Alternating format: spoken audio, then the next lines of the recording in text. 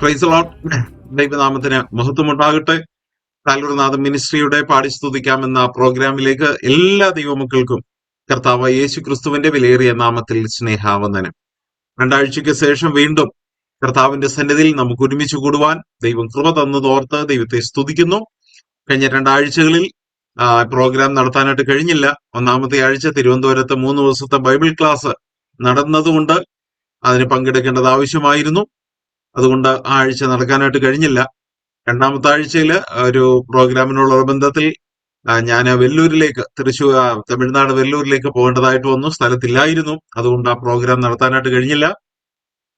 വീണ്ടും കർത്താവിന്റെ സന്നിധിയിൽ നമുക്ക് ഇന്ന് രാത്രി ഒരുമിച്ച് കൂടി നമ്മുടെ കർത്താവിനെ മഹത്വപ്പെടുത്തുവാനും അനുഗ്രഹീതമായ ഗാനങ്ങൾ കേട്ട് ദൈവത്തെ സ്തുതിക്കുവാനും അതുപോലെ തന്നെ അനുഗ്രഹീതമായ വിഷയങ്ങൾ ക്ലാസ് ആയിട്ട് ദൈവവചനമായിട്ട് കേൾക്കുവാൻ നമുക്ക് ഇന്ന് രാത്രി ദൈവം കൃപ തന്നിരിക്കുകയാണ്. പ്രാർത്ഥനയോടെ കർത്താവിന്റെ സന്നിധിയിലായിരിക്കാം. സ്വർഗത്തിലെ ദൈവം നമ്മോട് കൂടെയുണ്ട്. കർത്താവിന്റെ ദാസൻ തോമസ് എബ്രാച്ചൻ നമ്മോട് കൂടെയുണ്ട്. ഇന്ന് ഈ പ്രോഗ്രാം ഒരു വാക്ക് പ്രാർത്ഥിച്ച് കർത്താവിന്റെ ദാസനെ ആരംഭിക്കും. ഇന്ന് രാത്രിയിലും കർത്താവിന്റെ സന്നിധിയിൽ നാം ആയിരിക്കുമ്പോൾ സിസ്റ്റർ ലിസ ബിജു ബഹ്റിൻ അവറുകൾ നമ്മോട് കൂടെയുണ്ട്. 2 അനുഗ്രഹീതമായ ഗാനങ്ങൾ പ്രിയദാസി നമ്മെ പാടി കേൾപ്പിച്ച് ദൈവത്തെ മഹത്വപ്പെടുത്തുവാൻ നമുക്ക് അതിലൂടെ ഇടയാകും. പ്രിയ സഹോദരി, എല്ലാ താഴ്മയോടും പ്രാർത്ഥനയോടും ബഹുമാനത്തോടും സ്നേഹത്തോടും കൂടെ ഈ ശുശ്രൂഷയിലേക്ക് ഹാർദവുമായി സ്വാഗതം ചെയ്യും. അതുപോലെ ഇന്ന് രാത്രിയിൽ കർത്താവിന്റെ ദാസൻ നിതിൻ മനോജ് തിരുവനന്തപുരം അവറുകൾ നമ്മോട് കൂടെയുണ്ട്. അനേക സ്ഥലങ്ങളിൽ കർത്താവിന് വേണ്ടി പ്രവർത്തിക്കുന്ന ഒരു ദൈവദാസനാണ്. തീർച്ചയായിട്ടും അദ്ദേഹത്തിൽ നിന്ന് അനുഗ്രഹീതമായ വചനങ്ങൾ, ആത്മീയമായ ആലോചനകൾ ഇന്ന് രാത്രി കേൾക്കുവാനായിട്ട് ദൈവം നമുക്ക് കൃപ തന്നിട്ടുണ്ട്. പ്രാർത്ഥനയോടെ നമുക്ക് ദൈവസന്നിധിയിലായിരിക്കാം. കർത്താവിന്റെ ദാസനെയും എല്ലാ ബഹുമാനത്തോടും സ്നേഹത്തോടും പ്രാർത്ഥനയോടും ആദരവോടും കൂടെ ഈ ശുശ്രൂഷയിലേക്ക് ഹാർദവുമായി സ്വാഗതം ചെയ്യുന്നു. അതുപോലെ തന്നെ ഇന്ന് കടന്നു വന്നിരിക്കുന്ന എല്ലാ പ്രിയപ്പെട്ടവരെ ഓർത്ത് ദൈവത്തെ സ്തുതിക്കുന്നു. മിനിസ്ട്രിയുടെ കോർഡിനേറ്ററായി പ്രവർത്തിക്കുന്ന കർത്താവിന്റെ ദാസൻ മാമുകുര്യച്ചൻ അവറുകളുണ്ട്.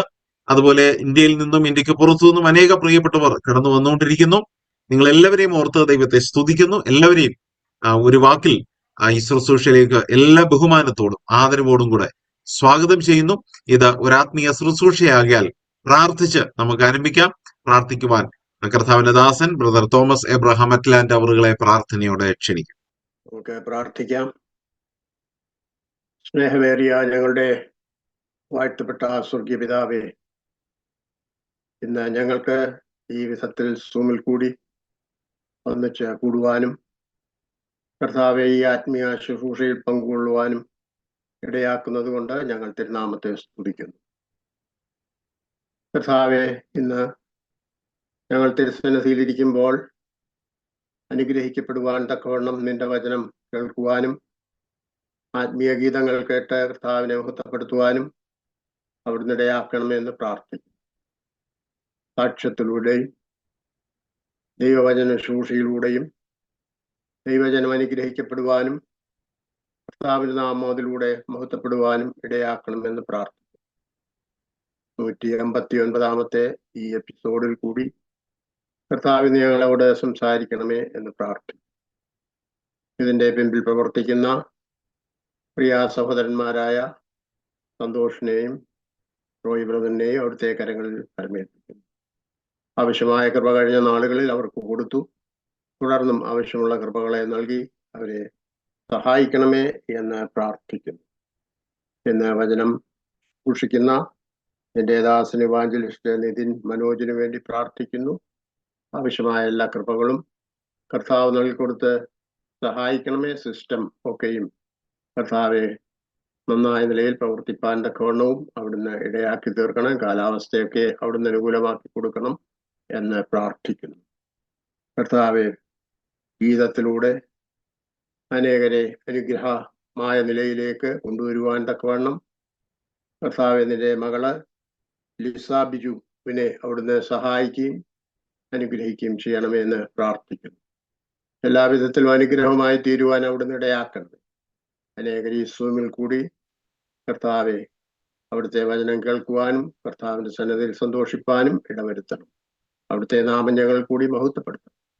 ഞങ്ങൾക്ക് വേണ്ടി ജീവൻ തന്ന് ഞങ്ങളെ രക്ഷിച്ച ഞങ്ങളുടെ രക്ഷിതാവും ദൈവവും കർത്താവുമായ യേശു ക്രിസ്തുവിന്റെ അതിമഹത്വമുള്ള നാമത്തിൽ എളിയവർ താഴ്മയോടെ യാചിക്കുന്നു.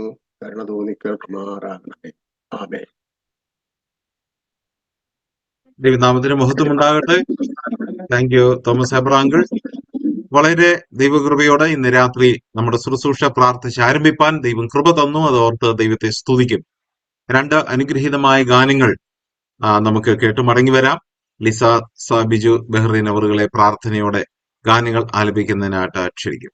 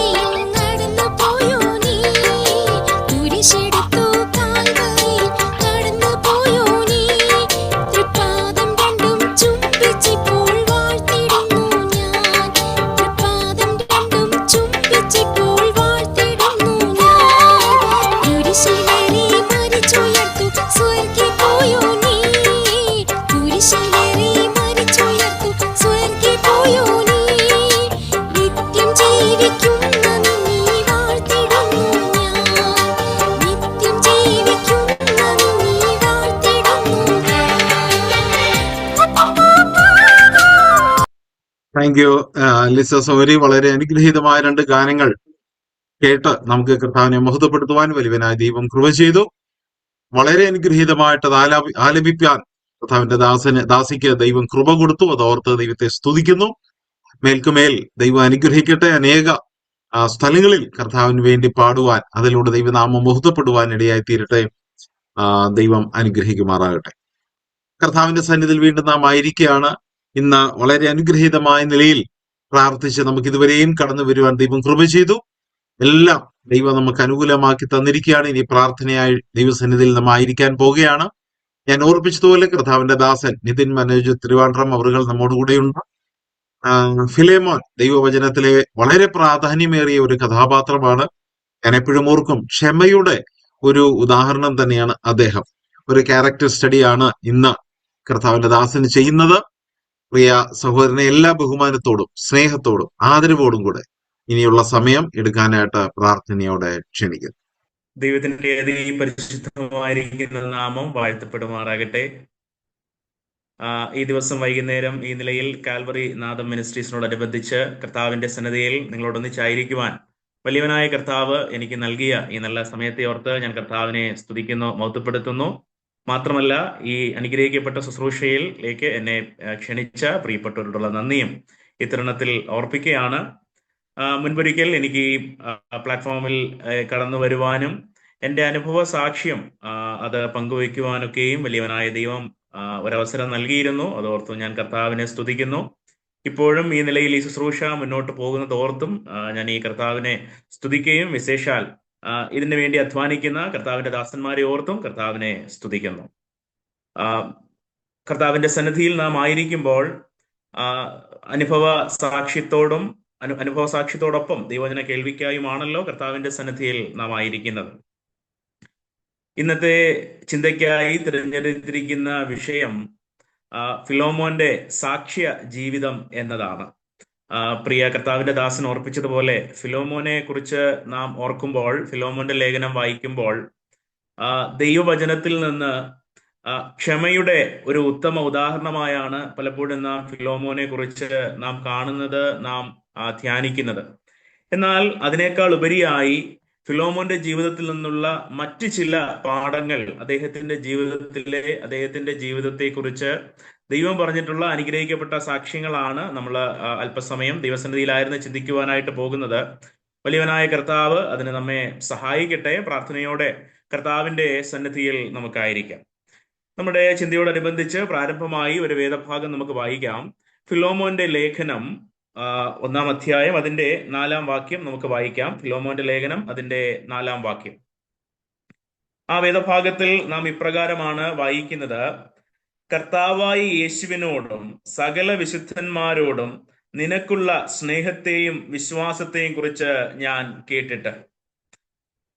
ഫിലോമോൻ എഴുതിയ ലേഖനത്തെക്കുറിച്ച് നാം പഠിക്കുമ്പോൾ, ചിന്തിക്കുമ്പോൾ, അപ്പോസ്തലനായ പൗലോസ് ഫിലോമോന് എഴുതി അയച്ച ഒരു ലേഖനമാണ് ഈ ഫിലോമോന്റെ ലേഖനം എന്ന് അറിയപ്പെടുന്നത്. ഫിലോമോന്റെ ലേഖനത്തിന്റെ പശ്ചാത്തലം നാം പഠിക്കുമ്പോൾ, ഫിലോമോൻ ഒരു ധനികനായ മനുഷ്യനായിരുന്നു. അദ്ദേഹത്തിന് നിരവധി അടിമകളുണ്ടായിരുന്നു, ദാസന്മാരുണ്ടായിരുന്നു. അദ്ദേഹത്തോടൊപ്പം ഉണ്ടായിരുന്ന ഒരു ദാസനായിരുന്നു ഒനേസിമോസ് എന്ന് പറയുന്ന വ്യക്തി. ഈ ഒനേസിമോസ് ഈ ഫിലോമോനെ വിട്ട് ഓടിപ്പോകുകയും അദ്ദേഹത്തിന് കാര്യമായ ചില നഷ്ടങ്ങൾ വരുത്തുകയും, സന്ദർഭവശാൽ അദ്ദേഹം വിട്ട് ഓടിപ്പോയത് ഈ പൗലോസിന്റെ അടുക്കലേക്കാണ്. പൗലോസ് അദ്ദേഹത്തെ കണ്ടുമുട്ടുകയും അങ്ങനെ ഈ കർത്താവായ യേശുക്രിസ്തുവിനെ കുറിച്ച്, തന്റെ യജമാനന്റെ ദൈവത്തെക്കുറിച്ച് ഈ ഒനേസിമോസ് അപ്പോസ്തലനായ പൗലോസിൽ നിന്ന് മനസ്സിലാക്കുകയും താൻ ഒരു ദൈവമകനായിട്ട് തീരുകയും ചെയ്തു എന്നാണ് നാം ഇതിന്റെ പശ്ചാത്തലം പഠിക്കുമ്പോൾ നമുക്ക് മനസ്സിലാക്കുവാനായിട്ട് കഴിയുന്നത്. ഈ ഒനേസിമോസ് എന്ന പേരിന്റെ അർത്ഥം നാം പഠിക്കുമ്പോൾ പ്രയോജനമുള്ളവനാണ്, അല്ലെങ്കിൽ പ്രയോജനമുള്ളവൻ എന്നാണ് ആ പേരിന്റെ അർത്ഥം. എന്നാൽ ഒനേസിമോസിന്റെ ജീവിതം നാം പഠിക്കുമ്പോൾ, ചിന്തിക്കുമ്പോൾ, ഇവിടെ പൗലോസ് തന്നെ പറയുന്ന ഒരു കാര്യമുണ്ട് ഈ ലേഖനത്തിൽ: അവൻ മുൻപേ പ്രയോജനമില്ലാത്തവനായിരുന്നു, അവന്റെ പേര് പ്രയോജനമുള്ളവനായിരുന്നു എങ്കിൽ തന്നെയും അവൻ പ്രയോജനമില്ലാത്തവനായിരുന്നു. എന്നാൽ ഇപ്പോൾ അവൻ എനിക്കും നിനക്കും പ്രയോജനമുള്ളവനായി തീർന്നിരിക്കുന്നു എന്നാണ് ഈ ലേഖനത്തിൽ ആ നിലയിൽ ഓർപ്പിക്കുന്നത് കാണുവാനായിട്ട് കഴിയും. അപ്പോഴങ്ങനെ ഈ കർത്താവിനെ അറിഞ്ഞ, ജീവിതത്തിന് രൂപാന്തരം സംഭവിച്ച ഈ ഒനേസിമോസിനെ ഇവിടെ ഇതാ പൗലോസ് അപ്പോസ്തലൻ തിരിച്ച് ഫിലോമോന്റെ അടുക്കിലേക്ക് അയക്കുകയാണ്. കയ്യിൽ ഈ ലേഖനവുമായിട്ട്, ഈ കത്തുമായിട്ട് അയക്കുകയാണ്. ഈ ലേഖനം നാം വായിക്കുമ്പോൾ, ഈ കത്ത് നാം വായിക്കുമ്പോൾ അവിടെ ഈ ഈ ഒനേസിമോസിന് വേണ്ടി ഫിലോമോനോട് അവിടെ മധ്യസ്ഥ ചെയ്യുന്ന പൗലോസിനെ നമുക്ക് കാണുവാനായിട്ട് കഴിയും. അവൻ നിനക്ക് വരുത്തിയ നഷ്ടങ്ങളൊക്കെയും ഞാൻ നികത്താം എന്ന നിലയിൽ അവിടെ ഈ ഒനേസിമോസിനെ അവിടെ തിരികെ എടുക്കുവാൻ, അല്ലെങ്കിൽ അവനോടൊപ്പം ചേർക്കുവാനൊക്കെയും പറയുന്ന, അല്ലെങ്കിൽ ഓർപ്പിക്കുന്ന ആ പൗലോസ് അപ്പോസ്തലന്റെ എഴുത്ത് നമുക്ക് ഈ ലേഖനത്തിൽ വായിക്കുവാനായിട്ട് കഴിയും. എന്നാൽ ഈ ലേഖനം വായിച്ചപ്പോൾ ഈ ഒനേസിമോസിന്റെ യഥാസ്ഥാപനവും ഒനേസിമോസിനെ തിരികെ എടുക്കുന്നതൊക്കെയും വിഷയമാണെങ്കിൽ തന്നെയും എന്നെ ഈ ലേഖനത്തിൽ ഏറ്റവും കൂടുതൽ ആകർഷിച്ച വ്യക്തി എന്ന് പറയുന്നത് അത് ഫിലോമോൻ തന്നെയാണ്. ഫിലോമോന്റെ ജീവിതത്തെ കുറിച്ച് അവിടെ ദൈവത്തിന്റെ പരിശുദ്ധാത്മാവ് നൽകുന്ന സാക്ഷ്യമാണ് എന്നെ ഏറെ ചിന്തിപ്പിച്ചത്, എൻ്റെ ജീവിതത്തെ സ്വാധീനിച്ചത്. ഞാൻ അല്പം കൂടി ഒന്ന് മുന്നോട്ട് പറയുകയാണെങ്കിൽ, ക്രിസ്തീയ ജീവിതത്തിന്റെ ലക്ഷ്യം എന്താണ്, എന്നെയും നിങ്ങളെയും കുറിച്ച് ദൈവം ആഗ്രഹിക്കുന്നത് എന്താണ്, ഏത് നിലയിലുള്ള ജീവിതം നയിക്കുവാനാണ്, ഇല്ലെങ്കിൽ എങ്ങനെ നാം ആയിരിക്കുവാനാണ് ദൈവം നമ്മെക്കുറിച്ച് ആഗ്രഹിക്കുന്നത് എന്ന് ഈ ഫിലോമോന്റെ ലേഖനത്തിലൂടെ വളരെ വ്യക്തമായി ദൈവാത്മാവ് നമ്മെ ഓർപ്പിക്കുന്നത് കാണുവാനായിട്ട് കഴിയും. നമ്മെ എല്ലാവരെയും കർത്താവ് ദൈവമക്കളായി വിളിച്ചിരിക്കുന്നതിന്റെ പിന്നിലെ ഉദ്ദേശം എന്ന് പറയുന്നത്, വലിയ മഹത്വകരമായ ഉദ്ദേശം എന്ന് പറയുന്നത്, നാം എല്ലാവരും ക്രിസ്തുവിന് അനുരൂപരായി തീരുവാനായിട്ടാണ്. നാം എല്ലാവരും ക്രിസ്തുവിനെ പോലെ ആയി തീരുക എന്നുള്ളതാണ് ദൈവത്തിന് നമ്മുടെ ക്രിസ്തീയ ജീവിതത്തെ കുറിച്ചുള്ള ഉദ്ദേശം എന്ന് പറയുന്നത്. നാം തിരുവചനത്തിലെ പുതിയ നിയമ വേദഭാഗങ്ങളൊക്കെയും വായിക്കുമ്പോൾ അതിനുതകുന്ന നിലയിലുള്ള ഉപദേശങ്ങളും അതിന്റെ പ്രായോഗിക ജീവിതത്തിൽ വരുത്തേണ്ട മാറ്റങ്ങളും ഒക്കെയാണ് വിശേഷാൽ പൗലോസ് അപ്പോസ്തലന്റെ ലേഖനങ്ങളിലൊക്കെയും നാം കാണുന്നത്. എന്നാൽ ഈ ഫിലോമോന്റെ ലേഖനത്തിലേക്ക് നാം കടന്നു വരുമ്പോൾ ഇവിടെ ക്രിസ്തുവിന് അനുരൂപമായി ജീവിക്കേണ്ടതിന്റെ ഉപദേശങ്ങളോ, ഇല്ലെങ്കിൽ ക്രിസ്തുവിന് അനുരൂപമായി തീരേണ്ട നിലയിൽ പ്രായോഗിക ജീവിതത്തിൽ വരുത്തേണ്ട വ്യത്യാസങ്ങളോ അല്ല, മറിച്ച് ഈ ലേഖനത്തിൽ ആ നിലയിലുള്ള കാര്യങ്ങളല്ല നാം കാണുന്നത്. മറിച്ച് ക്രിസ്തുവിന് അനുരൂപനായി തീർന്ന ഒരു വ്യക്തി അദ്ദേഹത്തിന്റെ ജീവിതം ഏത് നിലയിൽ നയിക്കും എന്നുള്ളതിന്റെ ഉത്തമ ഉദാഹരണം, ഇല്ലെങ്കിൽ ആ നിലയിൽ ജീവിതം നയിക്കുന്ന ഒരു വ്യക്തിയെ ഇവിടെ ഇതാ ദൈവത്തിന്റെ ആത്മാവ് ഈ ഫിലോമോന്റെ ലേഖനത്തിലൂടെ, ഫിലോമോൻ എന്ന വ്യക്തിയിലൂടെ നമ്മുടെ മുൻപാകെ പരിചയപ്പെടുത്തുകയാണ്. ആ വ്യക്തിയെ നമ്മുടെ മുന്നിൽ അവതരിപ്പിക്കുകയാണ് ഈ ലേഖനത്തിലൂടെ ചെയ്യുന്നത്. ഞാൻ ആമുഖമായി ഈ കാര്യങ്ങൾ ഓർപ്പിച്ചു എന്നേ ഉള്ളൂ. മുന്നോട്ട് നമ്മൾ ഈ ലേഖനം പഠിക്കുമ്പോൾ, ഇല്ലെങ്കിൽ ഈ ഫിലോമോനെ കുറിച്ച് നമ്മൾ പഠിക്കുമ്പോൾ കൂടുതൽ കാര്യങ്ങൾ അദ്ദേഹത്തിന്റെ ജീവിതത്തോടനുബന്ധിച്ച് അദ്ദേഹം എങ്ങനെയാണ് ക്രിസ്തുവിന് അനുരൂപമായി ജീവിതം നയിച്ചതെന്ന് നമുക്ക് മനസ്സിലാക്കുവാനായിട്ട് കഴിയും. പ്രാർത്ഥനയോടെ കർത്താവിന്റെ സന്നിധിയിൽ നമുക്ക് തുടർന്നുമായിരിക്കാം. ദൈവം നമ്മെ സഹായിക്കട്ടെ. നമുക്ക് വായിച്ച വേദഭാഗത്തിലേക്ക് പിന്നെയും നമുക്ക് മടങ്ങി വരാം. ആ ഫിലോമോന്റെ ലേഖനം, അതിന്റെ 4-ാം വാക്യം അവിടെ നാം വായിച്ചു കേട്ടത് ഇങ്ങനെയാണ്: കർത്താവായ യേശുവിനോടും സകല വിശുദ്ധന്മാരോടും നിനക്കുള്ള സ്നേഹത്തെയും വിശ്വാസത്തെയും കുറിച്ച് ഞാൻ കേട്ടിട്ട്.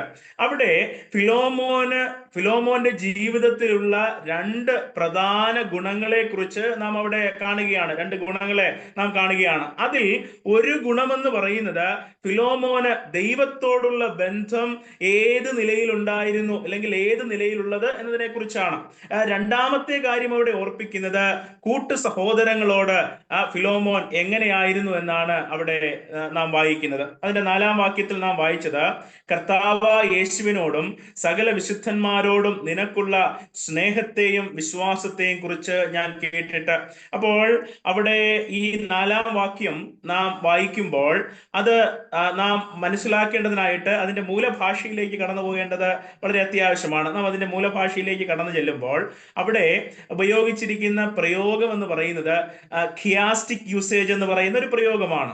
ഗ്രീക്ക് ഭാഷയിലെ ഒരു അക്ഷരമാലയാണ് ഖായി എന്ന് പറയുന്ന അക്ഷരം. നമ്മൾ ഇംഗ്ലീഷ് അക്ഷരമാലയിലെ എക്സ് എന്ന് നമ്മൾ എഴുതുന്നത് പോലെയാണ് ആ അക്ഷരം എഴുതുന്നത്, അതുപോലെയാണ് ആ അക്ഷരം നമ്മൾ അതിൽ എഴുതുന്നത്. അപ്പോൾ നമ്മൾ ഈ വേദഭാഗം നമ്മളത് വ്യാഖ്യാനിക്കുമ്പോൾ നമ്മൾ ഒരു ഭാഗത്ത് ആദ്യമായിട്ട് എഴുതേണ്ടത് എ പാർട്ട് എന്ന് കൊടുക്കുക, അതുപോലെ തന്നെ മറു സൈഡിൽ ബി പാർട്ട് എന്ന് കൊടുക്കുക. ആ എ പാർട്ടിൽ നമ്മൾ കർത്താവായ യേശു എന്ന് എഴുതുക, അതിന്റെ തൊട്ട് താഴെയായിട്ട് സകല വിശുദ്ധന്മാര് എന്നുള്ളത്, അവിടെ വിശുദ്ധന്മാർ എന്നുള്ളത് നമ്മൾ അവിടെ എഴുതുക. എന്നിട്ട് അതിന്റെ മറുവശത്ത് ബി പാർട്ടിലായിട്ട് നമ്മൾ എഴുതണം സ്നേഹം എന്ന് മുകളിൽ എഴുതുക. അതിനുശേഷം അതിന്റെ താഴെയായിട്ട് നാം വിശ്വാസം എന്ന് എഴുതുക. അതിനുശേഷം നമ്മൾ അതിനെ നമ്മൾ ക്രോസ് ആയിട്ട് അല്ലെങ്കിൽ അതിനെ മാച്ച് ചെയ്യുമ്പോൾ, ഓപ്പോസിറ്റ് ഡയറക്ഷനിലേക്ക് നമ്മൾ മാച്ച് ചെയ്യുമ്പോൾ നമുക്കിതിന്റെ ശരിയായ അർത്ഥം ഇല്ലെങ്കിൽ എന്താണ് ഈ ഭാഗത്ത് പറഞ്ഞിരിക്കുന്നത് എന്നതിന്റെ ശരിയായ വ്യാഖ്യാനം നമുക്ക് മനസ്സിലാക്കുവാനായിട്ട് കഴിയും. ഇവിടെ ഒന്നാമതായി കർത്താവായ യേശുവിനോട് ഫിലോമോൻ ഉണ്ടായിരുന്നത് എന്താണെന്ന് ആ നിലയിൽ നമുക്ക് മനസ്സിലാക്കുവാനായിട്ട് കഴിയും. ഞാൻ ഈ പറഞ്ഞ കാര്യം അല്പം ഒന്ന് ചിന്തിച്ച ശേഷം നമ്മൾ ഈ വേദഭാഗത്തിലേക്ക് നോക്കുമ്പോൾ നമുക്ക് ആ കാര്യം കുറച്ചുകൂടി വ്യക്തമാവും. അങ്ങനെ നമ്മൾ ഈ 4-ാം വാക്യത്തിലേക്ക് നമ്മൾ നോക്കുമ്പോൾ അവിടെ നമുക്ക് മനസ്സിലാക്കുവാനായിട്ട് കഴിയുന്നത് കർത്താവായ യേശുവിനോട് ഫിലോമോൻ ഉണ്ടായിരുന്നത് വിശ്വാസമായിരുന്നു. ഞാനിത് പറഞ്ഞത് മനസ്സിലാക്കിയ ശേഷം ആ വേദഭാഗം വായിക്കുമ്പോൾ അത് കൃത്യമായിട്ട് മനസ്സിലാക്കാനായിട്ട് കഴിയും. അപ്പോൾ ഒന്നാമതായി ഇവിടെ പൗലോസ് അപ്പോസ്തലൻ ഓർപ്പിക്കുന്ന കാര്യം, ദൈവത്തിന്റെ ആത്മാവ് പൗലോസ് അപ്പോസ്തലനോട് ഓർപ്പിക്കുകയാണ്, ഫിലോമോന് കർത്താവിൽ വിശ്വാസമുണ്ടായിരുന്നു. പ്രിയ ദൈവമക്കളെ, കർത്താവിന്റെ സന്നിധിയിൽ നാം ആയിരിക്കുന്നു, ദൈവത്തിന്റെ സന്നിധിയിൽ നാം ആയിരിക്കുകയാണ്. നാം എല്ലാവരും ദൈവത്തിൽ വിശ്വസിക്കുന്നവരാണ്. നമുക്ക് എല്ലാവർക്കും ദൈവത്തിൽ വിശ്വാസമുണ്ട്. നാം ആ കർത്താവായ യേശു ക്രിസ്തുവിൽ വിശ്വസിച്ച് രക്ഷിക്കപ്പെട്ടവരാണ്. നാം ദൈവമക്കളായിട്ട് തീർന്നവരാണ്. എന്നാൽ ഇവിടെ ദൈവത്തിന്റെ ആത്മാവ് ഈ ദൈവവചനത്തിൽ, ഈ തിരുവചനത്തിൽ ഇവിടെ ഇതാ ഫിലോമോന്റെ വിശ്വാസത്തെ ഹൈലൈറ്റ് ചെയ്ത് ഇല്ലെങ്കിൽ എടുത്തു പറയുകയാണ്. ഫിലോമോൻ ഒരു വിശ്വാസിയായിരുന്നു എന്ന്, ഇല്ലെങ്കിൽ ഫിലോമോന് കർത്താവിലുണ്ടായിരുന്ന വിശ്വാസത്തെ ഇവിടെ ഇതാ അതിനെ പ്രത്യേകമായിട്ട് അഭിസംബോധന ചെയ്ത് എടുത്തിവിടെ ആ കാര്യം ഓർപ്പിക്കുകയാണ്. എന്തായിരുന്നു ഈ ഫിലോമോന്റെ വിശ്വാസത്തിന്റെ പ്രത്യേകത? നാം എല്ലാവരും കർത്താവിൽ വിശ്വസിക്കുന്നവരാണ്. നമ്മെ പോലെ ഫിലോമോനും കർത്താവിൽ വിശ്വസിച്ചു. എന്നാൽ ഫിലോമോന്റെ വിശ്വാസ ജീവിതത്തിൽ നമ്മിൽ നിന്നും ഏറെ വ്യത്യസ്തമായ ഒരു വിശ്വാസ ജീവിതം നയിച്ചിരുന്ന വ്യക്തിയായിരുന്നു ഫിലോമോൻ എന്ന് പറയുന്നത്. നാം ഈ കർത്താവിൽ വിശ്വസിക്കുമ്പോൾ, കർത്താവിൽ നമുക്ക് വിശ്വാസമുണ്ടെങ്കിൽ, ഉണ്ട് എന്നതിന് അതിന്റെ റിസൾട്ടായി ഇല്ലെങ്കിൽ അതിന്റെ ഒരു ഫലമായി നമ്മിൽ വെളിപ്പെടേണ്ടതായ ചില കാര്യങ്ങളുണ്ട്. അത് ദൈവത്തിന്റെ വചനം നമ്മെ ഓർപ്പിക്കുന്നുണ്ട്. അതിനോടനുബന്ധിച്ച് നമുക്ക് ഒരു വേദഭാഗം വായിക്കാം. യാക്കോബിന്റെ ലേഖനം 2-ാം അധ്യായം അതിന്റെ 18-ാം വാക്യം നമുക്ക് വായിക്കാം. യാക്കോബിന്റെ ലേഖനം 2-ാം അധ്യായം അതിന്റെ 18-ാം വാക്യം. അവിടെ നാം ഇങ്ങനെയാണ് വായിക്കുന്നത്: എന്നാൽ ഒരുത്തൻ നിനക്ക് വിശ്വാസമുണ്ട്, എനിക്ക് പ്രവൃത്തികളുണ്ട് എന്ന് നീ പറയുമായിരിക്കും. നിന്റെ വിശ്വാസം പ്രവൃത്തികൾ കൂടാതെ കാണിച്ചു തരിക, ഞാനും എന്റെ വിശ്വാസം പ്രവൃത്തികളാൽ കാണിച്ചു തരാം. ദൈവം ഏകനെന്ന് നീ വിശ്വസിക്കുന്നുവോ? കൊള്ളാം. പിശാചുക്കളും അങ്ങനെ വിശ്വസിക്കുകയും വിറയ്ക്കുകയും ചെയ്യുന്നു. വ്യർത്ഥ മനുഷ്യ, പ്രവൃത്തിയില്ലാത്ത വിശ്വാസം നിഷ്ഫലമെന്ന് ഗ്രഹിപ്പാൻ നിനക്ക് മനസ്സുണ്ടോ? ഇനി അതിന്റെ 26-ാം വാക്യത്തിലേക്ക് വരുമ്പോൾ നമ്മൾ ഇങ്ങനെയാണ് വായിക്കുന്നത്: ഇങ്ങനെ ആത്മാവില്ലാത്ത ശരീരം നിർജീവമായിരിക്കുന്നത് പോലെ പ്രവൃത്തിയില്ലാത്ത വിശ്വാസവും നിർജീവമാകുന്നു. പ്രിയ ദൈവമക്കളെ, ദൈവത്തിന്റെ വചനം ഇവിടെ വളരെ വ്യക്തമായി ഓർപ്പിക്കുന്ന ഒരു വസ്തുത എന്ന് പറയുന്നത്, നമുക്ക് കേവലം വിശ്വാസമുണ്ട് എന്ന് പറയുന്നവരായി നാം ഇരിക്കുക എന്നത് മാത്രമല്ല, നാം കർത്താവിൽ വിശ്വസിക്കുന്നു എന്ന് പറയുകയാണെങ്കിൽ ആ വിശ്വാസം നമ്മുടെ പ്രവൃത്തിയിലൂടെ നാം വെളിവാക്കണമെന്ന് ദൈവം നമ്മെ കുറിച്ച് ആഗ്രഹിക്കുന്നു. നാം ഫിലോമോനെ കുറിച്ച് ചിന്തിക്കുമ്പോൾ ഫിലോമോന്റെ ജീവിതത്തിലെ വിശ്വാസം താൻ തന്റെ പ്രവൃത്തിയിലൂടെ വെളിപ്പെടുത്തിയതായിട്ട് നമുക്ക് കാണുവാനായിട്ട് കഴിയും. മുന്നോട്ട് വരുമ്പോൾ ആ കാര്യം ഞാൻ ഓർപ്പിക്കാം. അപ്പോൾ ഇവിടെ വിശ്വാസത്തെ സംബന്ധിച്ച് ദൈവത്തിന്റെ ആത്മാവ് ഓർപ്പിക്കുമ്പോൾ ഈ വേദഭാഗത്തിലൂടെ ഓർപ്പിക്കുന്നത്, നാം കർത്താവിൽ വിശ്വസിക്കുന്നവരാണെങ്കിൽ, നാം കർത്താവിൽ വിശ്വസിക്കുന്നു എന്ന് പറയുകയാണെങ്കിൽ അത് വൃഥാവായി നാം നമ്മുടെ വാക്കുകൾ കൊണ്ട് പറയുകയല്ല, മറിച്ച് നമ്മുടെ പ്രവൃത്തിയിലൂടെ നാം അതിനെ വെളിവാക്കണം, അതിനെ വെളിപ്പെടുത്തുന്നവരായി ജീവിക്കണം എന്നാണ് ദൈവം നമ്മെ കുറിച്ച് ആഗ്രഹിക്കുന്നത്. ഞാനിവിടെ ഈ കാര്യം ഓർപ്പിക്കുമ്പോൾ ഒരു ചോദ്യം, ഈ നെറ്റ്വർക്കിന്റെ പ്രശ്നം കൊണ്ട് ഇതിന് എത്ര പേർക്ക് ഉത്തരം പറയുവാനായിട്ട് കഴിയുമെന്ന് എനിക്കറിയില്ല, എങ്കിലും മനസ്സിൽ ഉത്തരം പറഞ്ഞാൽ മതിയാവും. ഞാൻ ആ ചോദ്യം ഇങ്ങനെ ചോദിക്കാനായിട്ട് ആഗ്രഹിക്കുകയാണ്. നമ്മുടെ ക്രിസ്തീയ ജീവിതത്തിന്റെ ലക്ഷ്യം എന്താണ്? What is the purpose of our Christian life? പലപ്പോഴും ഞാൻ എന്നോട് തന്നെ ചോദിച്ചിട്ടുള്ള ചോദ്യമാണ് രക്ഷിക്കപ്പെട്ടു വന്ന ആദ്യകാലങ്ങളിൽ. ഈ ദിവസങ്ങളിലും പലരോടും ഈ വിഷയം സംസാരിക്കുമ്പോൾ ഞാൻ ചോദിക്കാറുണ്ട്, എന്താണ് നമ്മുടെ ക്രിസ്തീയ ജീവിതത്തിന്റെ ഉദ്ദേശം എന്ന് പറയുന്നത്? നമ്മെ കർത്താവ് വീണ്ടെടുത്തു, നമ്മെ ദൈവമക്കളാക്കി തീർത്തു, നാം ഈ ഭൂമിയിൽ ജീവിക്കുന്നു, ഓരോ ദിവസവും രാവിലെ നാം എഴുന്നേൽക്കുന്നു, മാത്രമല്ല നമ്മുടെ ദിനകൃത്യങ്ങൾ നാം ചെയ്യുന്നു, നമുക്ക് ഡെയിലി ചെയ്യേണ്ട കാര്യങ്ങളൊക്കെ ചെയ്ത് രാത്രിയിൽ ശേഷം മനുഷ്യരെ പോലെ നാം കിടന്നുറങ്ങുന്നു. പിന്നെ മറ്റുള്ളവരിൽ നിന്ന് വ്യത്യസ്തമായിട്ട് രാവിലെ നാം ദൈവത്തെ പാടി സ്തുതിക്കുന്നു, വൈകുന്നേരം നമ്മുടെ പ്രാർത്ഥനയുണ്ട്, ദൈവത്തെ നാം പ്രാർത്ഥിച്ച് കിടന്നുറങ്ങുന്നു. ഇങ്ങനെ മറ്റുള്ളവർക്ക് തുല്യമായി ഈ ചെറിയ വ്യത്യാസം കൊണ്ട് ജീവിച്ച് ഈ ഭൂമിയിലേക്ക് നാം ജീവിച്ച് മുന്നോട്ട് പോവുകയാണ്. ഇനി മറ്റുള്ളവരിൽ നിന്ന് വ്യത്യസ്തമായിട്ട് ആരെങ്കിലും നമ്മോട് ചോദിച്ചാൽ നാം ചിലപ്പോഴൊക്കെ പറയുമായിരിക്കും, നമ്മള് കർത്താവിന്റെ വരവിനെ നോക്കി പാർത്ത് ജീവിക്കുന്നവരാണ്, കർത്താവിന്റെ വരവിനെ നാം കാത്തിരിക്കുന്നവരാണെന്നൊക്കെ നാം പറയുമായിരിക്കും. അങ്ങനെ വ്യക്തമായ ലക്ഷ്യമില്ലാതെ, വ്യക്തമായ ഉദ്ദേശമില്ലാതെയാണ് പല ദൈവമക്കളും ഈ ഭൂമിയിൽ ജീവിച്ചു പോകുന്നത്. എന്നാൽ എന്നെ കേൾക്കുന്ന പ്രിയ ദൈവമക്കളെ, ക്രിസ്തീയ ജീവിതത്തിന്റെ യഥാർത്ഥ ഉദ്ദേശം എന്താണെന്ന് ദൈവത്തിന്റെ വചനം വളരെ വ്യക്തമായിട്ട് നമ്മളെ ഓർപ്പിക്കുന്നുണ്ട്. കർത്താവായ യേശുക്രിസ്തു കാൽവറി ക്രൂശിൽ തന്റെ രക്തം ചിന്തി നമ്മളെ വീണ്ടെടുത്ത് ഈ ഭൂമിയിൽ നമ്മെ ആക്കി വച്ചിരിക്കുന്നതിന്റെ പിന്നിൽ ദൈവത്തിന്റെ വലിയൊരു ഉദ്ദേശമുണ്ട്, ദൈവത്തിന്റെ മഹാ ഉദ്ദേശമുണ്ട്. ദൈവത്തിന്റെ വചനം ആ കാര്യം നമ്മളെ വ്യക്തമായിട്ട് ഓർപ്പിക്കുന്നുണ്ട്.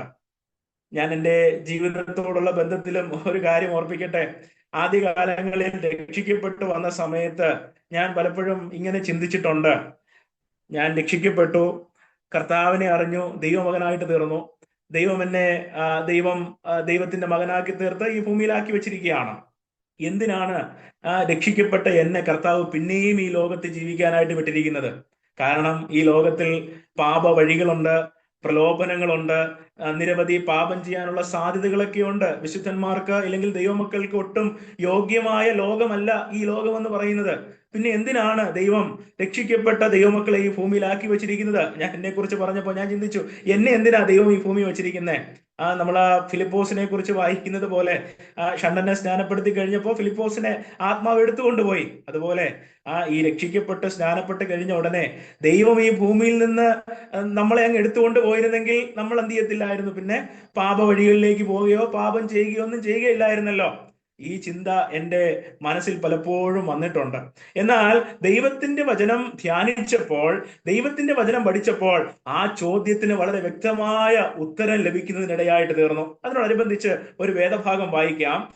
ക്രിസ്തീയ ജീവിതത്തിന്റെ ഉദ്ദേശം എന്താണെന്ന് വെളിപ്പെടുത്തുന്ന വേദഭാഗം തീത്തോസിന്റെ ലേഖനം 2-ാം അധ്യായം അതിന്റെ 13ഉം 14ഉം വാക്യങ്ങൾ നമുക്ക് വായിക്കാം. തീത്തോസിന്റെ ലേഖനം 2-ാം അധ്യായം അതിന്റെ 13ഉം 14ഉം വാക്യം. അവിടെ നാം ഇങ്ങനെയാണ് വായിക്കുന്നത്: ഭക്തികേടും പ്രപഞ്ചമോഹങ്ങളും വർജിച്ചിട്ട് ഈ ലോകത്തിൽ സുബോധത്തോടും നീതിയോടും ദൈവഭക്തിയോടും കൂടെ ജീവിച്ചു പോരേണ്ടതിന് അത് നമ്മെ ശിക്ഷിച്ചു വളർത്തുന്നു. അതിന്റെ 14ആം വാക്യം: അവൻ നമ്മെ സകല അധർമ്മത്തിൽ നിന്നും വീണ്ടെടുത്ത് സൽപ്രവർത്തികളിൽ ശുഷ്കാന്തിയുള്ള ഒരു സ്വന്തം ജനമായി തനിക്ക് ശുദ്ധീകരിക്കേണ്ടതിന് തന്നെത്താൻ നമുക്ക് വേണ്ടി കൊടുത്തു.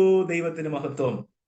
പ്രിയ ദൈവമക്കളെ, ക്രിസ്തീയ ജീവിതത്തിന്റെ ഉദ്ദേശം എന്താണ് എന്നുള്ളത് വളരെ വ്യക്തമായി അവിടെ രേഖപ്പെടുത്തിയിരിക്കുകയാണ്. എന്താണ് നമ്മൾ അതിന്റെ 14ആം വാക്യത്തിൽ വായിച്ചത്? അവൻ നമ്മെ സകല അധർമ്മത്തിൽ നിന്നും വീണ്ടെടുത്തു. ആരാണ് അവിടെ അവനെന്ന് പറയുന്നത്? നമ്മുടെ കർത്താവായ യേശുക്രിസ്തു. ഈ കർത്താവായ യേശുക്രിസ്തു നമ്മെ സകല അധർമ്മത്തിൽ നിന്നും വീണ്ടെടുത്തിട്ട് എന്തിനു വേണ്ടിയാ വച്ചിരിക്കുന്നത്? സൽപ്രവർത്തികളിൽ ശുഷ്കാന്തിയുള്ളൊരു സ്വന്ത ജനമായി തനിക്ക് ശുദ്ധീകരിക്കേണ്ടതിന് തന്നെത്താൻ നമുക്ക് വേണ്ടി കൊടുത്തു. അപ്പോൾ ക്രിസ്തീയ ജീവിതത്തിന്റെ ഉദ്ദേശം എന്ന് പറയുന്നത് എന്താണ്? സൽപ്രവർത്തികളിൽ ശുഷ്കാന്തിയുള്ളവരായിരിക്കുക, അല്ലെങ്കിൽ നമ്മുടെ ജീവിതത്തിൽ നാം സൽപ്രവർത്തികളെ ചെയ്യുക എന്നുള്ളതാണ്, നല്ല പ്രവൃത്തികളെ ചെയ്യുക എന്നുള്ളതാണ് ഒരു ദൈവമകന്റെ, ഒരു ദൈവമകളുടെ ക്രിസ്തീയ ജീവിതത്തിന്റെ പരമപ്രധാനമായ ഉദ്ദേശമായിട്ട് ഇവിടെ ദൈവത്തിന്റെ വചനം വെളിപ്പെടുത്തുന്നത്. നമുക്ക് മറ്റൊരു വേദഭാഗം കൂടെ വായിക്കാം. തീത്തോസിന്റെ ലേഖനം തന്നെ 2-ാം അധ്യായം അതിന്റെ 8-ാം വാക്യം. അവിടെ നാം ഇങ്ങനെയാണ് വായിക്കുന്നത്: ഈ വചനം വിശ്വാസയോഗ്യം, ദൈവത്തിൽ വിശ്വസിച്ചവർ സൽപ്രവർത്തികളിൽ ഉത്സാഹികളായിരിക്കാൻ കരുതേണ്ടതിന് നീ ഇത് ഉറപ്പിച്ചു പറയണമെന്ന് ഞാൻ ഇച്ഛിക്കുന്നു. അപ്പോൾ അവിടെ പിന്നെയും അത് ഉറപ്പിച്ചവിടെ ഓർപ്പിക്കുകയാണ്, കർത്താവായ യേശുക്രിസ്തുവിൽ വിശ്വസിച്ച ദൈവമക്കൾ സൽപ്രവർത്തികളിൽ ഉത്സാഹികളായിരിക്കണം. പ്രിയ ദൈവമക്കളെ, എത്ര മനോഹരമായി അവിടെ നമ്മുടെ ക്രിസ്തീയ ജീവിതത്തിന്റെ ഉദ്ദേശം അവിടെ ഓർപ്പിച്ചിരിക്കുകയാണ്. കേവലം വിശ്വാസികൾ എന്ന് പറഞ്ഞ് ഈ ഭൂമിയിൽ നാം ജീവിച്ചു മുന്നോട്ട് പോവുക എന്നുള്ളതല്ല നമ്മുടെ ക്രിസ്തീയ ജീവിതത്തിന്റെ ഉദ്ദേശം എന്ന് പറയുന്നത്. മറിച്ച് നമ്മുടെ ക്രിസ്തീയ ജീവിതത്തിന്റെ ഉദ്ദേശം എന്ന് പറയുന്നത് നാം സൽപ്രവർത്തികളിൽ ഉത്സാഹികളായിരിക്കുക, അഥവാ നമ്മുടെ സൽപ്രവർത്തികളിലൂടെ ക്രിസ്തുവിനെ ഈ ലോകത്തിന് വെളിപ്പെടുത്തി കൊടുക്കുക എന്നുള്ളതാണ് നമ്മുടെ ഉദ്ദേശം എന്ന് പറയുന്നത്. എന്തുകൊണ്ടാണ് സൽപ്രവർത്തികളിൽ ദൈവമക്കളുടെ ജീവിതത്തിന്റെ ഉദ്ദേശമായിരിക്കുന്നത്? എന്തുകൊണ്ടാണ് നല്ല പ്രവൃത്തി ചെയ്യുവാനായിട്ട് ദൈവമക്കളെ ദൈവം ഈ ഭൂമിയിലാക്കി വെച്ചിരിക്കുന്നത്? അതിന്റെ കാരണം അതിന്റെ 13-ാം വാക്യത്തിൽ, 2-ാം അധ്യായം 13-ാം വാക്യത്തിൽ നാം വായിച്ചു, ഈ ലോകം എന്ന് പറയുന്നത് അധർമ്മം നിറഞ്ഞിരിക്കുന്ന ലോകമാണ്, പ്രപഞ്ച മോഹങ്ങളാണ്, ഈ ലോകത്തിൽ പാപം നിറഞ്ഞിരിക്കുകയാണ്. ഈ ലോകത്തിൽ ചാരിറ്റി ചെയ്യുന്ന അനേകം വ്യക്തികളുണ്ട്, ക്രിസ്തുവിനെ അറിയാതെ ചാരിറ്റി ചെയ്യുന്നവരൊക്കെ ഉണ്ട്. എന്നാൽ അവരുടെ നല്ല പ്രവൃത്തികളൊന്നും ദൈവസന്നിധിയിൽ അവ സ്വീകാര്യമല്ല, ദൈവം അതിൽ നിന്നും തന്നെ പ്രസാദിക്കുന്നില്ല എന്ന് ദൈവത്തിന്റെ വചനം ഓർപ്പിക്കുകയാണ്. ദൈവത്തിന്റെ സ്നേഹത്തെ, ഇല്ലെങ്കിൽ ദൈവത്തിന്റെ പ്രവൃത്തിയെ, സാക്ഷാൽ സൽപ്രവൃത്തിയെ പാപം നിറഞ്ഞിരിക്കുന്ന പിശാചിന്റെ അധീനതയിലുള്ള ഈ ലോകത്തിൽ ദൈവത്തിന്റെ പ്രവൃത്തി എന്താണ്, ദൈവത്തിന്റെ സ്നേഹം എന്താണ് എന്നുള്ളത് സൽപ്രവൃത്തിയിലൂടെ വെളിപ്പെടുത്തുവാനാണ് പ്രിയ ദൈവമക്കളെ എന്നെയും നിങ്ങളെയും ഈ ഭൂമിയിൽ ദൈവമാക്കി വച്ചിരിക്കുന്നത്. അതിൽ നാം ശുഷ്കാന്തിയുള്ളവരായിരിക്കണം, അതിൽ നാം ഉത്സാഹികളായിരിക്കണമെന്ന് ദൈവത്തിന്റെ ആത്മാവ് നമ്മെ പ്രബോധിപ്പിക്കുകയാണ്. ഇവിടെ അതിന്റെ 8-ാം വാക്യത്തിൽ നാം വായിച്ചത് ഈ വചനം വിശ്വാസയോഗ്യമെന്നാണ്. മാത്രമല്ല ഇത് ഉറപ്പിച്ചു പറയണമെന്ന് അവിടെ ദൈവത്തിന്റെ ആത്മാവ് ഓർപ്പിക്കുകയാണ്. പ്രിയമുള്ളവരെ, കർത്താവിന്റെ സന്നിധിയിൽ നാം ആയിരിക്കുമ്പോൾ നാം വീണ്ടെടുക്കപ്പെട്ട ദൈവമക്കളാണ്. നാം സൽപ്രവൃത്തികൾ ഉത്സാഹികളായിരിക്കുന്നുവോ? നാം നമ്മോട് തന്നെ ചോദിക്കേണ്ട വളരെ പ്രധാനപ്പെട്ട ചോദ്യമാണ്.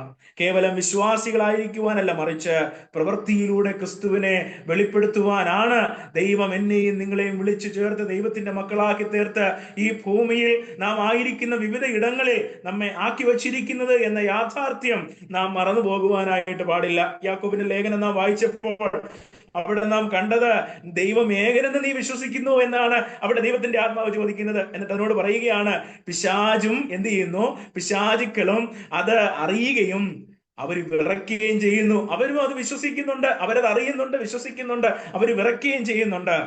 നാം നമ്മുടെ വിശ്വാസത്തിന്റെ തീവ്രത, ഏത് നിലയിലുള്ള വിശ്വാസമാണ് നമുക്കുള്ളത് എന്ന് നാം ശോധന ചെയ്യേണ്ടത് ഏറെ പ്രധാനപ്പെട്ട ഒരു കാര്യമാണ്. ഇവിടെ ഇതാ ഫിലോമോന്റെ ലേഖനത്തിലേക്ക് നാം കടന്നു വരുമ്പോൾ ഫിലോമോനെ കുറിച്ച് ദൈവത്തിന്റെ ആത്മാവ് ഇവിടെ സാക്ഷ്യം പറയുകയാണ്. ഫിലോമോന് ദൈവത്തിൽ വിശ്വാസമുണ്ടായിരുന്നു, ഫിലോമോന് കർത്താവായ യേശുവിൽ വിശ്വാസമുള്ളവനായിരുന്നു എന്ന് അവിടെ ഓർപ്പിക്കുകയാണ്. അവിടെ ഫിലോമോനെ കുറിച്ച് ഓർപ്പിക്കുകയാണ്. എന്താണ് ഈ ഫിലോമോന്റെ വിശ്വാസത്തിന്റെ സവിശേഷത?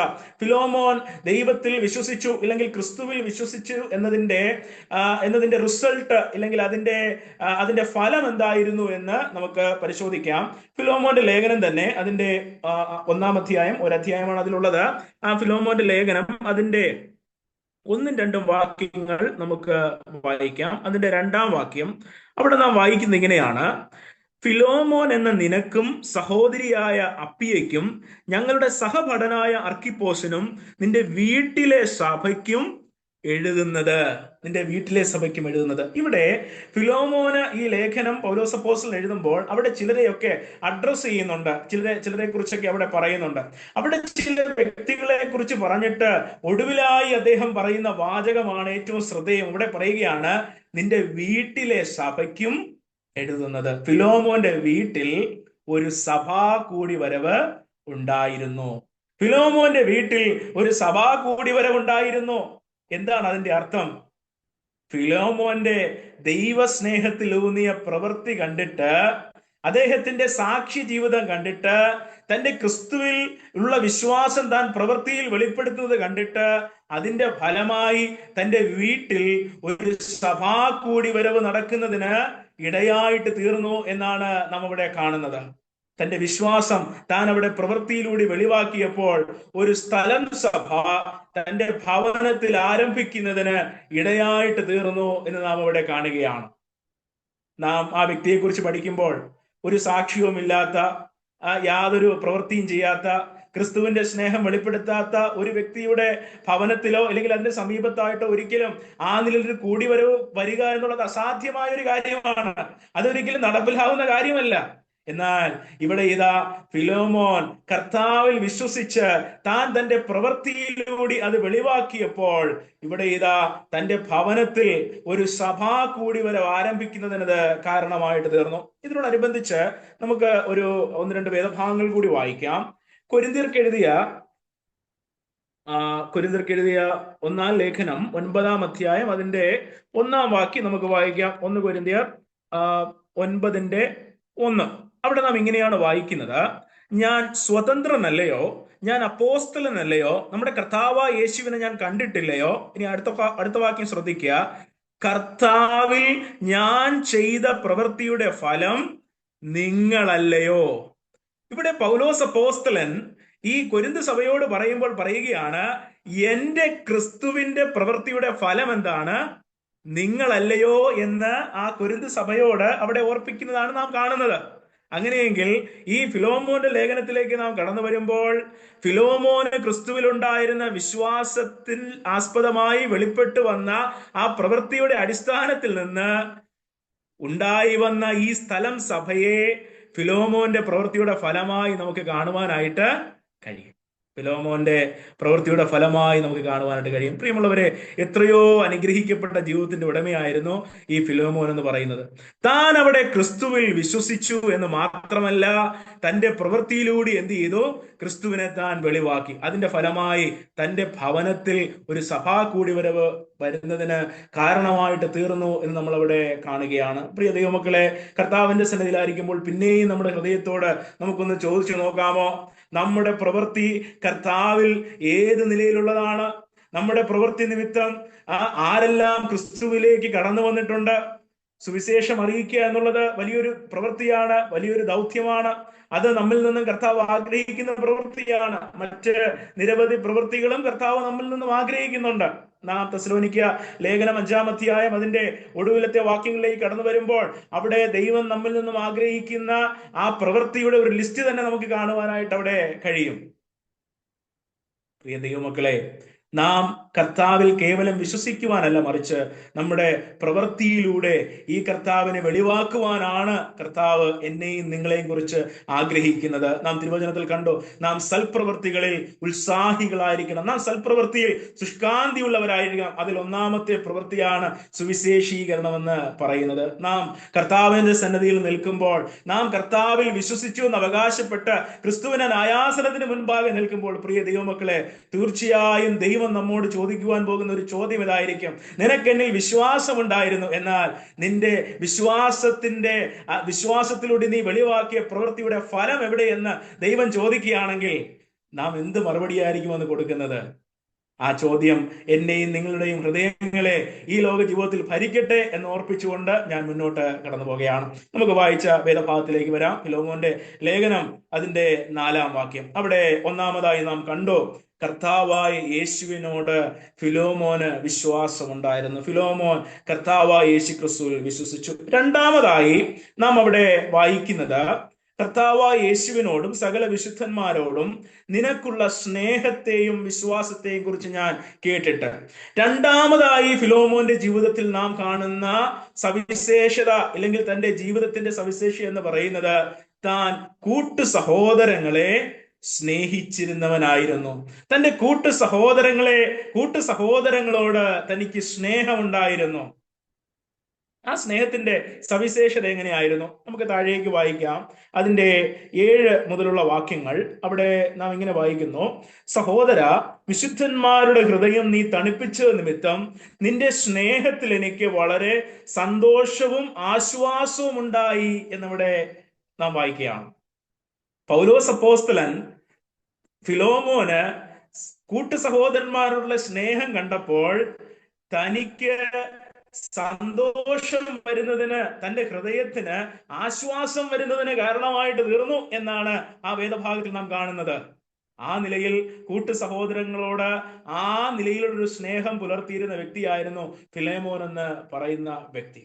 കൂട്ടു സഹോദരങ്ങളോട് സ്നേഹമുള്ള ഒരു വ്യക്തിയായിരുന്നു ഫിലോമോൻ. പ്രിയ ദൈവമക്കളെ, എന്നെയും നിങ്ങളെയും ദൈവം വിളിച്ചിരിക്കുന്നത് ഈ കൂട്ടു സഹോദരങ്ങളെ സ്നേഹിക്കുവാനായിട്ടുണ്ട്. കൂട്ടു സഹോദരങ്ങളെ മാത്രമല്ല, എല്ലാവരെയും സ്നേഹിക്കുവാനാണ് ദൈവം നമ്മളെ വിളിച്ചിരിക്കുന്നത്.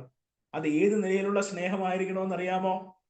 ക്രിസ്തു സ്നേഹിച്ച സ്നേഹമായിരിക്കണം. ക്രിസ്തു സ്നേഹിച്ച സ്നേഹത്താൽ കൂട്ടു സഹോദരങ്ങളെ സ്നേഹിക്കുവാനാണ് ദൈവം നമ്മളെ വിളിച്ചിരിക്കുന്നത്. എന്താണ് കർത്താവായ യേശുക്രിസ്തുവിന്റെ സ്നേഹത്തിന്റെ സവിശേഷത എന്ന് പറയുന്നത്? നാം പലപ്പോഴും പറയാറുള്ള ഒരു സ്നേഹമാണ് ക്രിസ്തുവിന്റെ സ്നേഹം. ആ സ്നേഹത്തെ ഓർപ്പിക്കുവാൻ ഉപയോഗിക്കുന്ന ആ ഗ്രീക്ക് പദം എന്ന് പറയുന്നത് അഗാപ്പേ ലവ് എന്നാണ്. അഗാപ്പേ സ്നേഹം, അഗാപ്പേ ലവ്. എന്താണ് അഗാപ്പേ ലവിന്റെ പ്രത്യേകത? യാതൊരു സ്വാർത്ഥതയുമില്ലാത്ത സ്നേഹം, യാതൊന്നും തിരികെ പ്രതീക്ഷിക്കാത്ത സ്നേഹം, യാതൊന്നും പ്രതീക്ഷിക്കാതെ അയോഗ്യരായിരിക്കുമ്പോൾ കാണിച്ച ആ സ്നേഹം, അതാണ് അഗാപ്പേ ലവ് എന്ന് പറയുന്നത്, അഗാപ്പേ സ്നേഹം എന്ന് പറയുന്നത്. ലോകത്തിലെ ഏതൊരു സ്നേഹം നാം എടുക്കുകയാണെങ്കിലും അവയൊക്കെയും സ്വാർത്ഥത കലർന്ന സ്നേഹമാണ്. ചിലതൊക്കെ പ്രതീക്ഷിച്ചു കൊണ്ടുള്ള സ്നേഹമാണ് ലോകത്തിലുള്ള സകലമാന സ്നേഹങ്ങളും. എന്നാൽ അതിൽ നിന്നൊക്കെയും വ്യത്യസ്തമാണ് ക്രിസ്തുവിന്റെ സ്നേഹം എന്ന് പറയുന്നത്. നാം യോഹന്നാന്റെ സുവിശേഷം 3-ാം അധ്യായം അതിന്റെ 16-ാം വാക്യം വായിക്കുമ്പോൾ അവിടെ നാം വായിക്കുന്നത്, തന്റെ ഏകജാതനായ പുത്രനിൽ വിശ്വസിക്കുന്ന ഏവനും നശിച്ചു പോകാതെ നിത്യജീവൻ പ്രാപിക്കേണ്ടതിന് അവനെ നൽകുവാൻ തക്കവണ്ണം ദൈവം ലോകത്തെ സ്നേഹിച്ചു എന്നാണ്. ദൈവം ലോകത്തെ സ്നേഹിച്ചു. പ്രിയമുള്ളവരെ, നശിച്ചു പോകേണ്ടവരായ മനുഷ്യർ, ഞാനും നിങ്ങളും നിത്യമായ നരകത്തിൽ കിടന്ന് നശിച്ചു പോകേണ്ടവരായിരുന്നു. നമ്മെ വീണ്ടെടുത്തത് കൊണ്ട്, നമ്മെ തിരഞ്ഞെടുത്തത് കൊണ്ട് യാതൊന്നും ദൈവത്തിന് ലഭിക്കുവാനായിട്ട് പോകുന്നില്ല. ദൈവത്തിന്റെ മഹത്വം വർദ്ധിക്കുവാനായിട്ട് പോകുന്നില്ല. അല്ലെങ്കിൽ ദൈവത്തിന് എന്തെങ്കിലും ബെനിഫിറ്റ് അതിൽ നിന്ന് ലഭിക്കുവാനായിട്ട് പോകുന്നില്ല. എന്നാൽ യാതൊന്നും തിരികെ ലഭിക്കുവാനില്ലാതിരുന്നിട്ടും ദൈവം നമ്മെ സ്നേഹിച്ചു. അഗാപ്പേ ലവ്, ദൈവത്തിന്റെ സ്നേഹം, അതുല്യമായ സ്നേഹം, നിസ്തുല്യമായ സ്നേഹം, സ്വാർത്ഥത അന്വേഷിക്കാത്ത സ്നേഹം, ദൈവത്തിന് മഹത്വം. പ്രിയമുള്ളവരെ, ആ സ്നേഹം രക്ഷിക്കപ്പെട്ട എല്ലാ ദൈവമക്കളുടെ ഹൃദയങ്ങളിലും ഉണ്ടായിരിക്കണമെന്നാണ് ദൈവം എന്നെയും നിങ്ങളെയും കുറിച്ച് ആഗ്രഹിക്കുന്നത്. നാം എഫെസ്യർക്കെഴുതിയ ലേഖനത്തിലേക്ക് കടന്നു വരുമ്പോൾ അതിന്റെ 4-5 അധ്യായങ്ങളിലായി ദൈവം വിവിധ ഇടങ്ങളിൽ നമ്മെ ആക്കി വെച്ച് എല്ലാ ദൈവമക്കൾക്കും നൽകിയിരിക്കുന്ന വിവിധ ശുശ്രൂഷകളെ കുറിച്ച് അവിടെ ഓർപ്പിക്കുന്നുണ്ട്. ആ ദൈവം കുടുംബത്തിലാക്കി വെച്ചിരിക്കുമ്പോൾ അവിടെ ഭർത്താവ് എന്ന നിലയിൽ, ഭാര്യ എന്ന നിലയിൽ, മക്കൾ എന്ന നിലയിൽ, മാതാപിതാക്കൾ എന്ന നിലയിലൊക്കെയും നൽകിയിരിക്കുന്ന ശുശ്രൂഷകളെ കുറിച്ച് അവിടെ ഓർപ്പിക്കുന്നുണ്ട്. ദാസന്മാരായിരിക്കുന്നവരെ കുറിച്ച്, യജമാനന്മാരായിരിക്കുന്നവരെ കുറിച്ച്, ഈ ശുശ്രൂഷകളെ കുറിച്ച് ഓർപ്പിച്ച് ആ ശുശ്രൂഷകൾ നിർവഹിക്കേണ്ട കാര്യങ്ങൾ അവിടെ പറയുമ്പോൾ ഏത് നിലയിലാണ് ആ ശുശ്രൂഷകൾ നിർവഹിക്കേണ്ടത്? ആ ശുശ്രൂഷകൾ നിർവഹിക്കേണ്ടത് ഈ അഗാപ്പേ സ്നേഹത്തിന്റെ അടിസ്ഥാനത്തിലാണ്.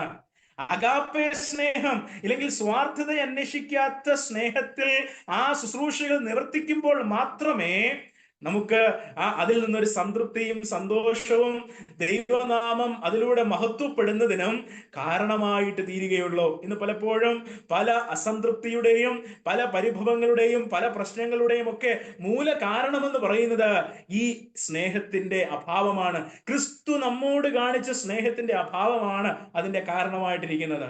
ക്രിസ്തുവിന്റെ സ്നേഹത്തിന്റെ സവിശേഷതയെ കുറിച്ച് പറയുമ്പോൾ കർത്താവ് പഠിപ്പിച്ചൊരു കാര്യമുണ്ട്. ദാസന്മാരും യജമാനന്മാരും എന്ന നിലയിൽ ലൂക്കോസിന്റെ സുവിശേഷം 17-ാം അധ്യായത്തിലേക്ക് നാം കടന്നു വരുമ്പോൾ അവിടെ നാം അക്കാര്യം കാണുന്നുണ്ട്. അവിടെ ആ ദാസനെ കുറിച്ച് ക്രിസ്തു പറയുമ്പോൾ കർത്താവ് പറയുകയാണ്, നിങ്ങൾ യജമാനന് ശുശ്രൂഷ ചെയ്തിട്ട് രാവിലെ മുതൽ വൈകുന്നേരം വരെ ജോലി ചെയ്തിട്ട് വന്നൊരു ദാസന കർത്താവ് അവിടെ ഒരു പറയുന്നുണ്ട് 17-ാം അധ്യായത്തിൽ, ലൂക്കോസ് സുവിശേഷം 17-ാം അധ്യായം. അത് ഞാൻ പറഞ്ഞു പോകാം. ആ രാവിലെ മുതൽ വൈകുന്നേരം വരെ ജോലി ചെയ്തിട്ട് വന്ന ദാസൻ, അവൻ വൈകുന്നേരം വയലിൽ നിന്ന് വരികയാണ്. അപ്പോഴിതാ യജമാനൻ അവിടെ ഇരിക്കുന്നു. യജമാനൻ അവനോട് പറഞ്ഞു, ഭക്ഷണം ഉണ്ടാക്കാനായിട്ട് പറഞ്ഞു. അവൻ ഭക്ഷണം ഉണ്ടാക്കി യജമാനനെ ശുശ്രൂഷിച്ചു. യജമാനൻ ആ ഭക്ഷണം കഴിച്ചിട്ട് എന്ത് ചെയ്തു? എഴുന്നേറ്റ് പോയി. തിരിച്ച് നന്ദിയുടെ ഒരു വാക്ക് പോലും പറഞ്ഞില്ല. അപ്പൊ കർത്താവ് പറയുകയാണ്, ആ യജമാനൻ ദാസനോട് നന്ദി പറയത്തില്ല. എന്നാൽ ആ ദാസന്റെ മനോഭാവം, ദാസന്റെ പ്രതികരണം അവിടെ രേഖപ്പെടുത്തിയിട്ടുണ്ട്. അതിങ്ങനെയാണ്: ഞങ്ങൾ പ്രയോജനമില്ലാത്ത ദാസന്മാർ ചെയ്യേണ്ടതേ ചെയ്തിട്ടുള്ളൂ. ഞങ്ങൾ പ്രയോജനമില്ലാത്തവരാണ്. ഞങ്ങൾക്ക് ക്വാളിറ്റി പറയാനായിട്ടില്ല. ഞങ്ങൾ ചെയ്യേണ്ടത് മാത്രമേ എന്ത് ചെയ്തിട്ടുള്ളൂ എന്ന മനോഭാവം. പ്രിയമുള്ളവരെ, അങ്ങനെ പറയാനായിട്ട് നമുക്ക് കഴിയുമോ? ഇല്ലെങ്കിൽ എങ്ങനെയാണ് അങ്ങനെ ഒരു പ്രതികരണം നടത്താനായിട്ട് കഴിയുന്നത്? ആ പ്രതികരണം നടത്താനായിട്ട് കഴിയണമെങ്കിൽ ഈ അഗാപ്പേലാവ്, ക്രിസ്തുവിന്റെ സ്നേഹം എവിടെ വരണം? ഹൃദയത്തിലേക്ക് കടന്നു വരണം. അത് ഹൃദയത്തിലേക്ക് കടന്നു വരിക മാത്രമല്ല, പ്രവൃത്തിയിലൂടെ അത് പ്രതിഫലിക്കപ്പെടുകയും വേണം. അങ്ങനെ പ്രതിഫലിക്കുമ്പോഴാണ് ഈ ക്രിസ്തുവിന്റെ സ്നേഹം നമുക്ക് വെളിപ്പെടുത്തുവാനായിട്ട് കഴിയുന്നത്. അപ്പോൾ ഇവിടെ ഫിലോമോനെ കുറിച്ച് നാം വായിക്കുന്നത്, ഫിലോമോന് ആ ക്രിസ്തുവിന്റെ അഗാപ്പേ സ്നേഹമുള്ള വ്യക്തിയായിരുന്നു. ആ അഗാപ്പേ സ്നേഹം, ആ ക്രിസ്തുവിന്റെ സ്നേഹം ഫിലോമോൻ ഉണ്ടായിരുന്നത് കൊണ്ട് എന്ത് സംഭവിച്ചു? ഫിലോമോന്റെ സ്നേഹം നിമിത്തം വിശുദ്ധന്മാരുടെ ഹൃദയത്തെ എന്ത് ചെയ്തു? അത് അദ്ദേഹം തണുപ്പിച്ചു എന്ന് മാത്രമല്ല, ആ സ്നേഹം കണ്ടപ്പോൾ പൗലോസ് അപ്പോസ്തലന് വളരെയധികം സന്തോഷം കടന്നു വരികയും അതുമൂലം ദൈവത്തെ മഹത്വപ്പെടുത്തുന്നതിനും അത് കാരണമായിട്ട് തീർന്നു എന്ന് നമ്മൾ ആ വേദഭാഗത്തിൽ വായിക്കുകയാണ്. ഈ സ്നേഹത്തെ കുറിച്ച് പറയുമ്പോൾ സഹോദരന്മാരുള്ള ബന്ധത്തിൽ നമുക്ക് ഈ സ്നേഹം ഉണ്ടായിരിക്കേണ്ടത് വളരെ പ്രധാനപ്പെട്ട ഒരു കാര്യമാണ്. കാരണം നമ്മുടെ ക്രിസ്തീയ ജീവിതത്തെ ഇത് സാരമായി സ്വാധീനിക്കുന്ന ഒരു വസ്തുതയാണ്. അതിനോടനുബന്ധിച്ച് നമുക്കൊരു വേദഭാഗം വായിക്കാം. യോഹന്നാന്റെ ഒന്നാം ലേഖനം 2-ാം അധ്യായം, അതിന്റെ 3-ാം അധ്യായം, അതിന്റെ 21-ാം വാക്യം നമുക്ക് വായിക്കാം. 21 മുതലുള്ള വാക്യങ്ങൾ, 1 യോഹന്നാൻ 3:21 മുതലുള്ള വാക്യങ്ങൾ. അവിടെ നാം ഇപ്രകാരമാണ് വായിക്കുന്നത്: പ്രിയമുള്ളവരെ, ഹൃദയം നമ്മെ കുറ്റം വിധിക്കുന്നില്ലെങ്കിൽ നമുക്ക് ദൈവത്തോട് പ്രാഗൽഭ്യമുണ്ട്. അവന്റെ കൽപ്പനകളെ നാം പ്രമാണിച്ച് അവന് പ്രസാദമുള്ളത് ചെയ്യുന്നത് കൊണ്ട് എന്ത് യാചിച്ചാലും അവങ്കിൽ നിന്ന് ലഭിക്കും. ഇനി അതിന്റെ 23-ാം വാക്യം: അവന്റെ കൽപ്പനയോ അവന്റെ പുത്രനായ യേശുക്രിസ്തുവിന്റെ നാമത്തിൽ നാം വിശ്വസിക്കുകയും അവൻ നമുക്ക് കൽപ്പന തന്നതുപോലെ അന്യോന്യം സ്നേഹിക്കുകയും വേണം എന്നുള്ളത് തന്നെ ദൈവത്തിന്റെ മഹത്വം. ഈ യോഹന്നാന്റെ ലേഖനം 3-ാം അധ്യായം അതിന്റെ 21 മുതലുള്ള വാക്യങ്ങൾ നാം വായിക്കുമ്പോൾ അവിടെ പ്രാർത്ഥനയെ കുറിച്ചാണ് ഓർപ്പിക്കുന്നത്. അപ്പോൾ ദൈവത്തോട് വിശ്വാസത്തോടു കൂടി പ്രാർത്ഥിച്ചാൽ ദൈവം ആ പ്രാർത്ഥന കേൾക്കുകയും ആ പ്രാർത്ഥനയ്ക്ക് ഉത്തരം തരികയും ചെയ്യുമെന്ന് അവിടെ ഓർപ്പിക്കുകയാണ്. ഇനി ആ പ്രാർത്ഥനയ്ക്ക് ഉത്തരം നൽകണമെങ്കിൽ ദൈവത്തിന്റെ കൽപ്പന പ്രമാണിച്ചിട്ട് ചെല്ലണം. ദൈവത്തിന്റെ കൽപ്പന പ്രമാണിച്ചിട്ട് പ്രാഗൽഭ്യത്തോടെ ചെല്ലുവാനായിട്ട് കഴിയും. ആ പ്രാഗൽഭ്യത്തോടെ പ്രാർത്ഥിക്കുവാനായിട്ട് കഴിയും. എന്താണ് ആ പ്രാഗൽഭ്യം? എന്താണ് ആ കോൺഫിഡൻസ് എന്ന് പറയുന്നത്? ആ ദൈവം എന്റെ പ്രാർത്ഥനയ്ക്ക് ഉത്തരം തരുമെന്ന ധൈര്യം. ആ ധൈര്യം എങ്ങനെയാണ് ലഭിക്കുന്നത്? അതാണ് അതിന്റെ 23 മുതലുള്ള വാക്യങ്ങളിൽ നാം വായിച്ചത്. അവന്റെ കൽപ്പനകളെ നാം പ്രമാണിക്കണം. അപ്പോൾ കൽപ്പന പ്രമാണിച്ചാൽ ഈ പ്രാഗൽഭ്യം നമുക്ക് ലഭിക്കും. നമ്മൾ ഒന്നുകൂടി ലളിതമായിട്ട് പറഞ്ഞാൽ, ദൈവത്തിന്റെ കൽപ്പന നാം പ്രമാണിച്ചിട്ട് ദൈവസന്നിധിയിൽ പ്രാർത്ഥനയ്ക്കായി നാം കടന്നു ചെന്നാൽ ആ പ്രാർത്ഥനയ്ക്ക് ദൈവം മറുപടി നൽകും എന്നാണ് ആ വേദഭാഗത്തിൽ ദൈവത്തിന്റെ ആത്മാവ് ഓർപ്പിക്കുന്നത്. ഇനി അവിടെ ദൈവത്തിന്റെ കൽപ്പന എന്താണെന്ന് 23-ാം വാക്യത്തിൽ പറയുകയാണ്. എന്താണ് ആ ദൈവത്തിന്റെ കൽപ്പന? അവന്റെ പുത്രനായ യേശുക്രിസ്തുവിന്റെ നാമത്തിൽ നാം വിശ്വസിക്കുകയും, അടുത്തതായിട്ട് അവിടെ പറയുകയാണ്, അവൻ നമുക്ക് കൽപ്പന തന്നതുപോലെ നാം അന്യോന്യം സ്നേഹിക്കുകയും വേണം എന്നുള്ളത് തന്നെ. അന്യോന്യം സ്നേഹിക്കുക എന്ന കൽപ്പന, പ്രിയമുള്ളവരെ, അന്യോന്യം സ്നേഹിക്കുക എന്നുള്ളത് ദൈവത്തിന്റെ കൽപ്പനയാണ്. നാം അന്യോന്യം സ്നേഹിക്കുകയാണെങ്കിൽ, ആ കൽപ്പന നിവർത്തീകരിച്ച് കർത്താവിന്റെ സന്നിധിയിലേക്ക് കടന്നു ചെല്ലുകയാണെങ്കിൽ, തീർച്ചയായും നമ്മുടെ പ്രാർത്ഥനയ്ക്കും ഉത്തരം ചെയ്യുമെന്നാണ് ദൈവത്തിന്റെ ആത്മാവ് ദൈവവചനത്തിലൂടെ നമ്മെ ഓർപ്പിക്കുന്നത്. ഇനി നാം അന്യോന്യം സ്നേഹിക്കാതെയാണ് ദൈവസന്നിധിയിൽ പ്രാർത്ഥനയ്ക്ക് ചെല്ലുന്നതെങ്കിലോ, അതിന്റെ നേർ വിപരീതമാണ്. നിങ്ങളത് പൂരിപ്പിച്ചു കൊള്ളുക. ദൈവത്തിന്റെ വചനം അതാണ് നമ്മെ ഓർപ്പിക്കുന്നത്. അപ്പോൾ ഇവിടെ ഈ ഫിലോമോന്റെ ജീവിതത്തിലേക്ക് നാം കടന്നു വരുമ്പോൾ അവിടെ നാം കാണുന്ന രണ്ടാമത്തെ അനുഗ്രഹിക്കപ്പെട്ട കാര്യം, ഫിലോമോൻ കൂട്ടു സഹോദരങ്ങളെ സ്നേഹിച്ചിരുന്നു. ഫിലോമോൻ സകല വിശുദ്ധന്മാരെയും സ്നേഹിച്ചിരുന്നു. എത്രയോ അനുഗ്രഹിക്കപ്പെട്ട ജീവിതം. പ്രിയമുള്ളവരെ, ഫിലോമോന്റെ ജീവിതത്തെ കുറിച്ചാണ് നാം കേട്ടത്. ഒന്നാമതായി നാം ഫിലോമോന്റെ ജീവിതത്തിൽ നിന്ന് കണ്ട ആത്മീയ പാഠം, അദ്ദേഹത്തിന്റെ സാക്ഷി ജീവിതം എന്ന് പറയുന്നത്, അദ്ദേഹം ക്രിസ്തുവിൽ വിശ്വാസമുള്ളവനായിരുന്നു. അദ്ദേഹം ക്രിസ്തുവിൽ വിശ്വസിച്ചു എന്നുള്ളതാണ്.